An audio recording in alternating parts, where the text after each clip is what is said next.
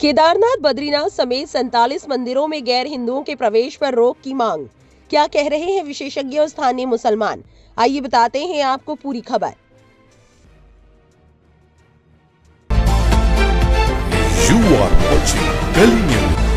उत्तराखंड में केदारनाथ, बद्रीनाथ समेत 47 मंदिरों में गैर हिंदुओं के प्रवेश पर रोक लगाने के प्रस्ताव को लेकर राजनीतिक, सामाजिक और कानूनी स्तर पर विवाद गहराता जा रहा है।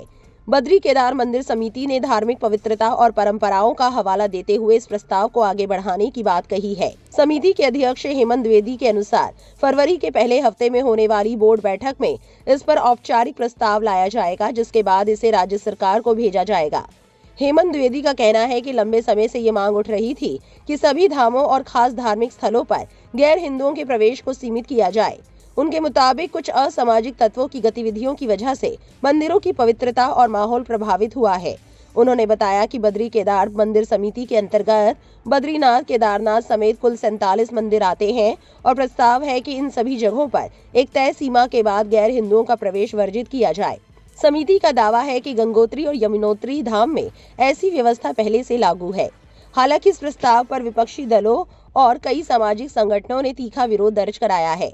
कांग्रेस, वाम दलों, नागरिक अधिकार संगठनों और मुस्लिम संगठनों का कहना है कि ये कदम धार्मिक परंपरा के नाम पर समाज को बांटने की कोशिश है।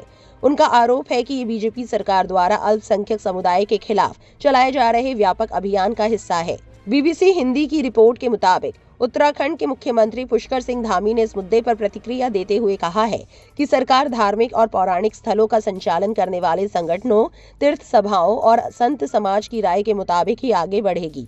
मुख्यमंत्री के अनुसार ये स्थल अत्यंत पौराणिक महत्व के हैं और इनके संचालन से जुड़े कुछ कानून पहले से मौजूद हैं, जिनका अध्ययन किया जा रहा है। सरकार उसी के आधार पर फैसला लेगी।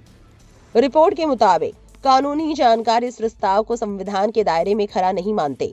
उत्तराखंड हाईकोर्ट के वरिष्ठ वकील कार्तिकेय गुप्ता का कहना है कि भारत का संविधान हर नागरिक को आवागमन की आजादी देता है। अनुच्छेद 19 के तहत इस आजादी पर रोक केवल 2 ही स्थितियों में लगाई जा सकती है, जब वो सामान्य जनहित में हो या अनुसूचित जनजातियों के हितों की रक्षा के लिए हो। उनके अनुसार किसी एक धार्मिक समुदाय के हित के आधार पर इस तरह की पाबंदी लगाने का संविधान में कोई प्रावधान नहीं है, इसलिए ऐसे नियम असंवैधानिक माने जाएंगे। राजनीतिक विश्लेषकों का मानना है कि ये पूरा मुद्दा चुनावी राजनीति से भी जुड़ा हुआ है। वरिष्ठ पत्रकार और राजनीतिक विश्लेषक SMA काजमी के अनुसार अगले विधानसभा चुनावों को देखते हुए हरिद्वार और चारधाम से जुड़े धार्मिक मुद्दों को फिर से उछाला जा रहा है। उन्होंने कहा कि 2022 के चुनावों के दौरान भी पहाड़ों में मुसलमानों को लेकर डर और आशंका का माहौल बनाया गया था और अब उसी तरह के नैरेटिव दोबारा सामने आ रहे हैं। आपको बता दें कि विश्लेषकों का ये भी कहना है कि अगर ये प्रस्ताव लागू होता है तो इसका असर सिर्फ धार्मिक आस्था तक सीमित नहीं रहेगा। चारधाम यात्रा मार्ग पर बड़ी संख्या में मुस्लिम टैक्सी चालक, खच्चर संचालक और दुकानदार काम करते हैं। ऐसे में मंदिरों में प्रवेश पर रोक की खबर से तीर्थ यात्रियों के मन में भ्रम और दूरी पैदा हो सकती है, जिसका सीधा असर इन लोगों की रोजी रोटी और सामाजिक संबंधों पर पड़ेगा। स्थानीय स्तर पर भी इस प्रस्ताव को लेकर चिंता देखी जा रही है।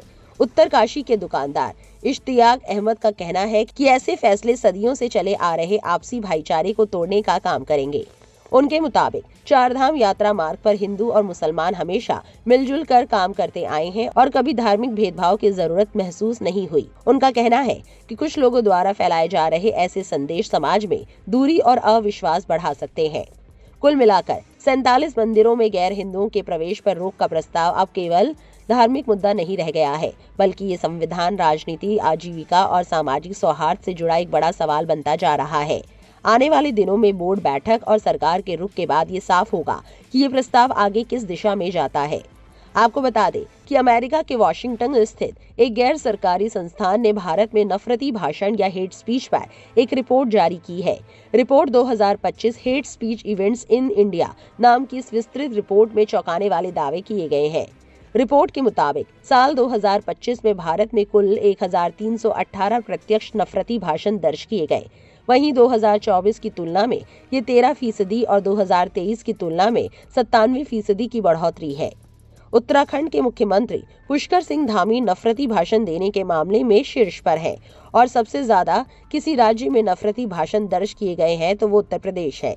बीजेपी ने इस रिपोर्ट को सिरे से खारिज किया है। इस पूरी खबर को लेकर आपकी क्या राय है, कमेंट सेक्शन में जरूर लिखें और इस वीडियो को ज्यादा से ज्यादा शेयर करें।